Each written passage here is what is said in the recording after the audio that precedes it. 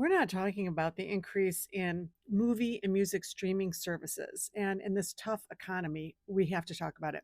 I was looking at my bundled service that includes Hulu because I love horror movies. Um, and in 2024, it had jumped $30 a month for that bundled service. And last year, it jumped another $35 a month. So now it's like a big part of our monthly budget. And we're kind of pulled into these bundle services because then we can get more than one streaming service that we like and it's supposed to be a better deal, but then you end up paying for all these other services you don't end up accessing. But um, just pay attention to these increases. In December of 2025, according to the Bureau of Labor and Statistics, prices for streaming services jumped 19.5%. That's a huge jump.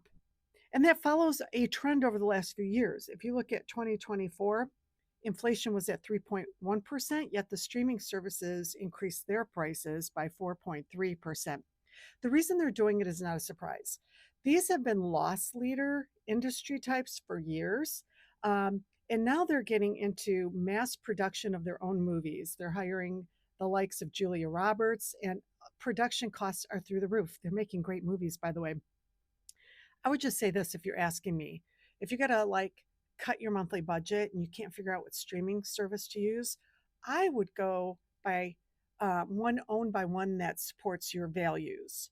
For instance, this is information from the Goods Unitas app, which is free. This is Hulu, which is owned by Disney, your Apple TV, Netflix, and then of course pay attention that what kind of ownership changes are happening and what kind of values they bring to the table.